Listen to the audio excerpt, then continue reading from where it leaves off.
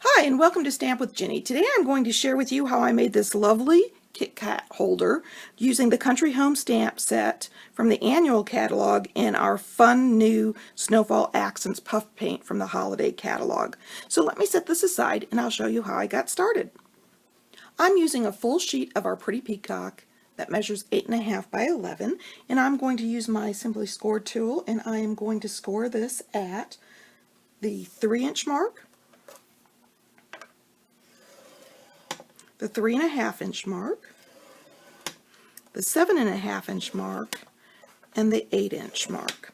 And then I'm going to turn it so that the short edge is against the top. And I am going to score this at the 2.25-inch mark, the 2.75-inch mark, the 5.5-inch mark, and the 6-inch mark. And then I'm ready to set my board to the side. At this point, you're going to want to fold on all the lines using your bone folder so that you have a nice tight crease.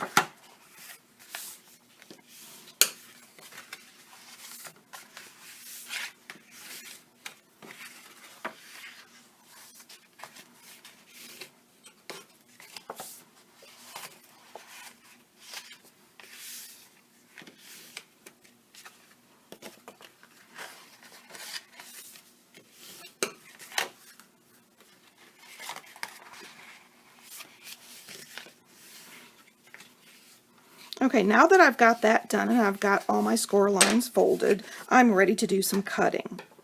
I'm going to start on the long side, and I am going to cut on both of the score lines all the way up to the intersection where the second score line meets.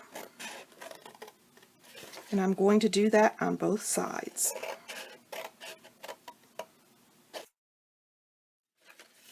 And then I'm going to turn it over and do it on the other long edge.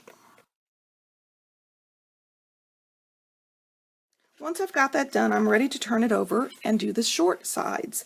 Now I am going to cut on this first line all the way up and through that second half-inch section to create a tab, and then on the second line here I'm only going to cut to that intersection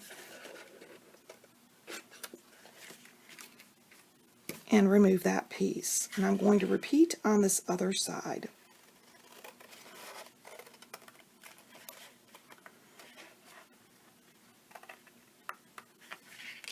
And then turn it over and do the same thing on this side.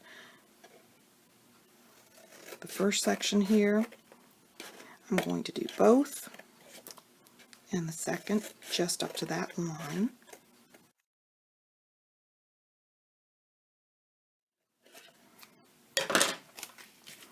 Okay, and I am ready to remove those pieces.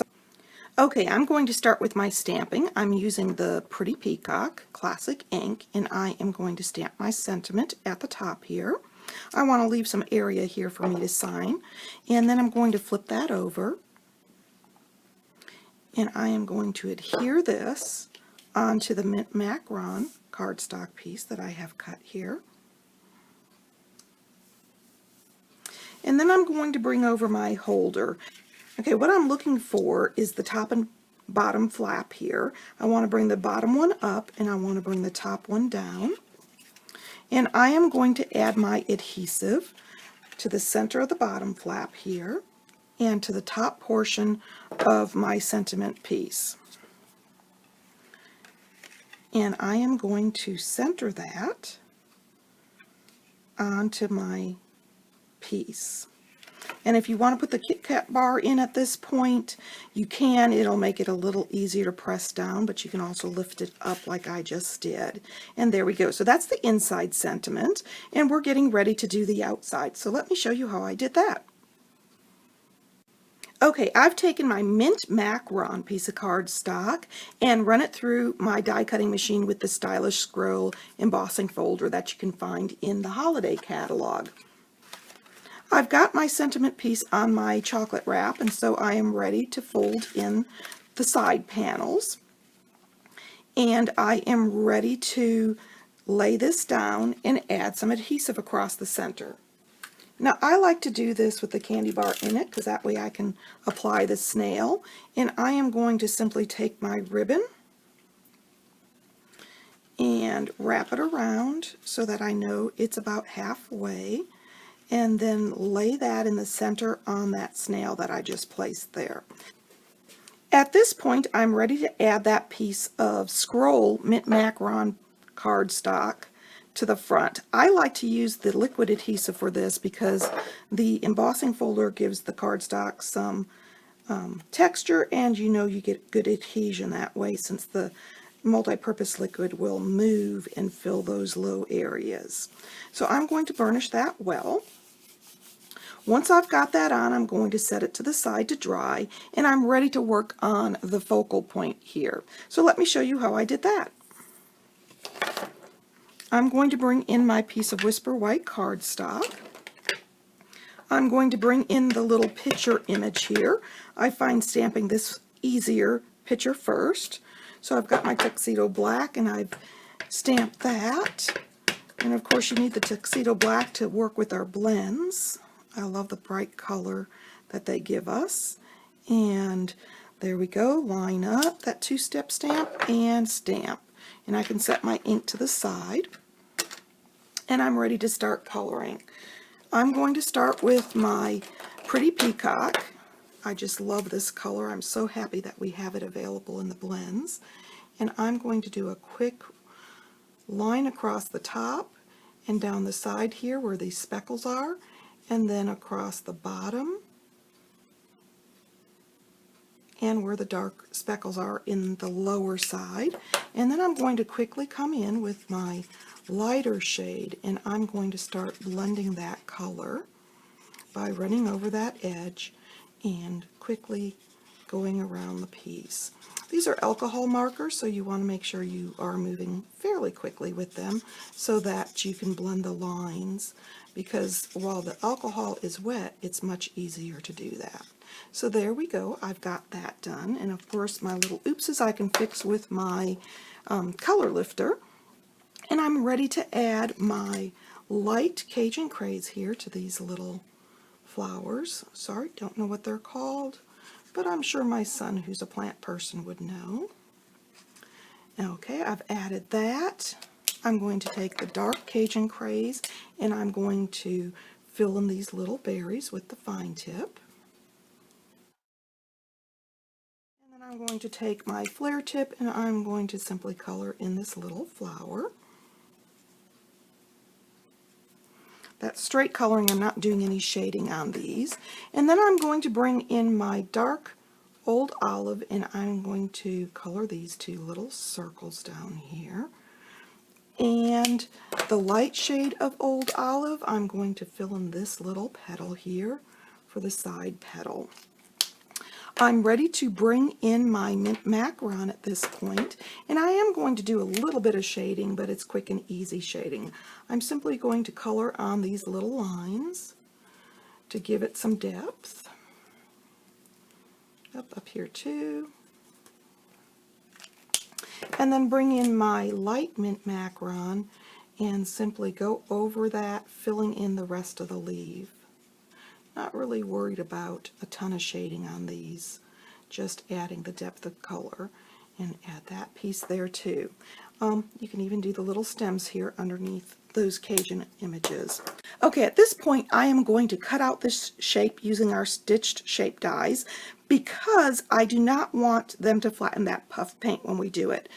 Okay, now you need to shake the puff paint so that it's well blended, and you're going to find this is very thin liquid, and so you need to use a light touch. So what I'm going to do is add these cotton balls to the end of the plant stems here, and as you can see it comes out very quickly.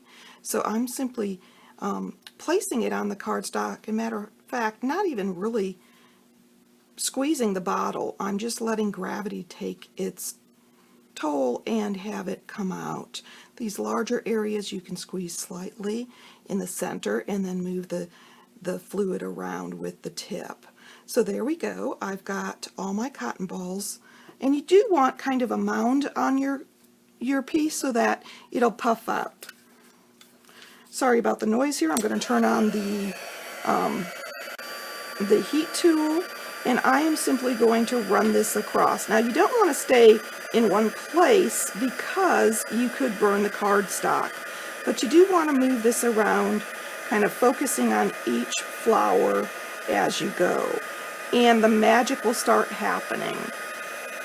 So I'm going to concentrate on this, and as you can see, or at least I hope you can see, this puff paint is just puffing up, creating these beautiful little blooms of cotton. And of course, the more it heats, the larger they'll get, and depending on how much paint you put on will depend on how big the blooms of cotton will be. So let me turn that off.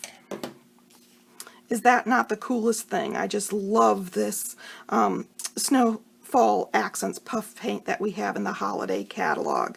At this point, I want to turn this over, and I want to be careful not to squish too hard on the back side because I do not want to damage that puff paint. But I am adding some dimensionals. Oop, and as you can see, this one was not completely dry. So I can add that heat tool again to that bloom to finish making it puff.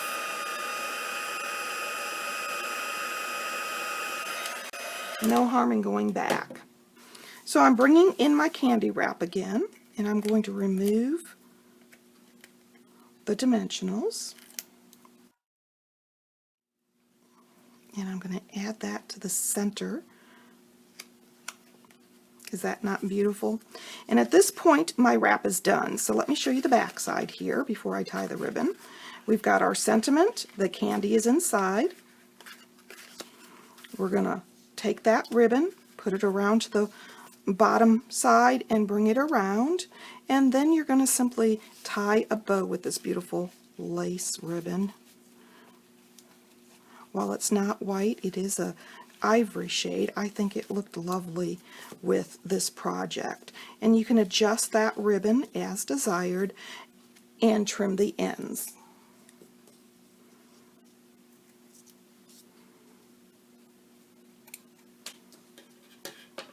Beautiful, right? So let me show you the original again. If you'd like any of the products that were used to create this project, you can find them in my online store, and you can get there from my blog, Stamp with Jini. And of course, as always, I have a PDF tutorial with a complete supply list on my blog for you too. Thanks for joining me.